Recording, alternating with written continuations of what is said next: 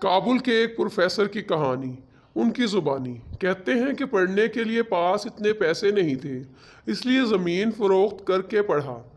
فوراً سے P H D کر لی، واپس کابل آیا۔ سوچ رہا تھا اتنا سارا پڑھ لیا ہے، اب تو صدر کے بعد سب سے بڑی کرسی مجھے ملے گی۔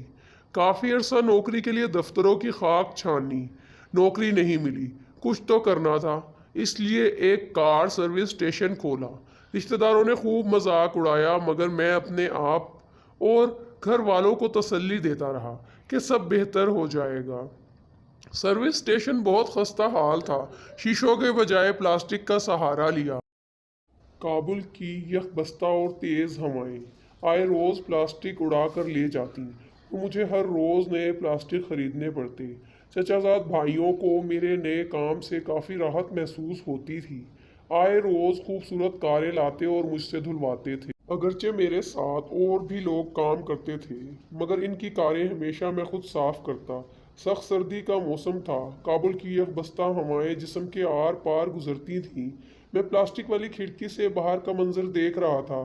چچا زاد آئے، گاڑی کھڑی کی اور صفائی کا کہا۔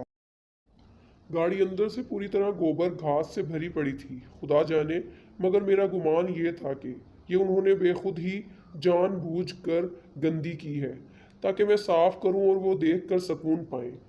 میرے ساتھ کام کرنے والے گاڑی کی طرف لپکے۔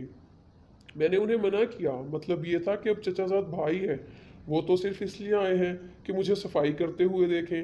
میں نے بھائی کو بٹھایا، ان کے لیے چائے کا آرڈر دیا اور خود گاڑی کو واش کرنے لگا۔ کام بہت سخت تھا، مگر کام کرتا رہا اور ان کی گندی گاڑی صاف کی۔ چچا زاد بھائی چائے کا کپ ہاتھ میں پکڑے باہر آئے اور کہا، اچھی طرح صاف کرنا۔ اگر سچ پوچھئے تو بہت ہی کٹھن حالت تھی، مگر میں نہیں چاہتا تھا کہ بھائی کی امیدوں پر پانی پھیروں۔ کار اچھی طرح دھوئی، کار کا مالک کافی مضطرب تھا۔ میں نے سوچا شاید گاڑی اچھی طرح صاف نہیں ہوئی۔ میں نے پوچھا، بھائی کیا بات ہے، آپ اتنے پریشان کیوں ہیں؟ انہوں نے کہا، میں طالب علم ہوں اور میرا امتحان ہے۔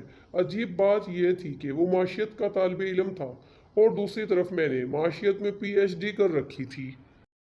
میں نے پوچھا، کس مضمون کا پرچہ ہے؟ انہوں نے کہا، اکاؤنٹنگ۔ میں نے کہا، تم سامنے اس روم میں جاؤ، میں آتا ہوں۔ میں نے انہیں 6 ماہ کا سبق 15 منٹ میں سمجھا دیا۔ کہا، وہ گاڑی آپ نے دھوئی ہے؟ میں نے کہا، جی ہاں، زندگی ہے، کام تو کرنا ہے۔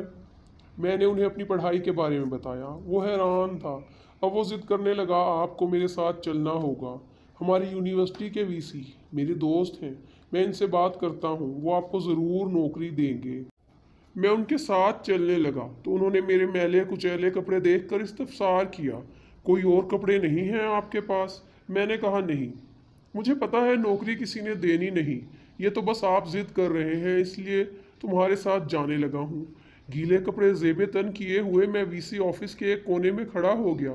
آفس میں قیمتی فرنیچر رکھا ہوا تھا، مگر میرا دل نہیں کر رہا تھا اس پر بیٹھوں۔ وی سی مجھے مستری سمجھا۔ میں نے کپڑا لیا، صوفے پر رکھا اور بیٹھ گیا۔ طالب علم نے میری کہانی سنائی۔ انہوں نے تمسخرانہ نگاہوں سے مجھے گھورا۔ جان چھڑانے کی خاطر انہوں نے کہا، تم ڈیمو کے لیے تیاری کرو، ہم تمہیں کال کریں گے۔ میں نے کہا، میں ابھی بھی ڈیمو کے لیے تیار ہوں۔ انہیں میرا یہ انداز اچھا نہیں لگا، مگر پھر بھی انہوں نے فون اٹھایا، سب ٹیچرز کو کہا، اس کلاس روم میں بلاؤ، کہو ڈیمو ہے۔ انہوں نے مجھے ایک مارکر پکڑایا، میں نے 2 مارکر اور مانگے۔ کلاس پوری طرح بھری ہوئی تھی۔ میں نے سلام کیا۔ میرے کپڑے دیکھ کر تمام طلباء مسکرا رہے تھے۔ حکم ہوا، آپ ڈیمو شروع کریں۔ میں نے کہا، کس موضوع پر لیکچر دوں؟ کہا، آپ کی مرضی۔ میں نے معاشیت کے 10 موضوعات بورڈ پر لکھے۔ میری خوبصورت لکھائی بورڈ پر کافی بھلی دکھائی دے رہی تھی۔ میں نے کہا، اس میں کون سے موضوع پر بات کروں؟ انہوں نے دوسرے نمبر والا ٹاپک چنا۔ میں نے اس موضوع کو مزید کلاسیفائی کیا، پھر ان کی طرف دیکھ کر کہا، اب ان میں سے کون سا موضوع ٹھیک رہے گا؟ میں نے پورا بورڈ بھر دیا، 2 ساتھ جڑے ہوئے بورڈ بھی بھر گئے۔ اچانک تالیاں بجنے لگیں۔ میں نے مڑ کر پیچھے دیکھا، پوری کلاس کھڑی تھی اور تالیاں بجا رہی تھی، اور ان کے سامنے میں میلے کپڑوں میں کھڑا تھا۔ وی سی نے کہا، ہاں بھائی بتاؤ، کتنی تنخواہ لوگی؟ اور مجھے نوکری مل گئی۔ میں نے مشین کی طرح کام کیا۔ ماہ کے آخر میں مجھے یونیورسٹی کے بیسٹ ٹیچر کے ایوارڈ کے ساتھ اچھی خاصی تنخواہ ملی۔ سب سے زیادہ تنخواہ اس یونیورسٹی میں 50,000 افغانی تھے، پر مجھے 1,20,000 پر رکھ لیا گیا۔ اس کے بعد امریکہ کی یونیورسٹی فائنانس منسٹری بین الاقوامی کانفرنسوں اور دنیا کی کئی یونیورسٹیوں میں کام کرنے کے مواقع ملے۔ میری سروس اسٹیشن کا 1 سال کا کانٹریکٹ ابھی ختم نہیں ہوا تھا اور میں نے 30 ممالک دیکھ لیے تھے۔ میں آج بھی اپنے چچا زادوں کے ساتھ نیک برتاؤ کرتا ہوں اور وہ بھی میرا بہت احترام کرتے ہیں اور نام کے ساتھ صاحب ضرور کہتے ہیں۔ میں اللہ کی رضا پر خوش ہوں۔ زندگی کے سامنے کبھی ہتھیار مت ڈالیں، زندگی کے بہت سارے جہت ہیں، ہمیشہ آنے والے کل کے لیے پر امید رہیے۔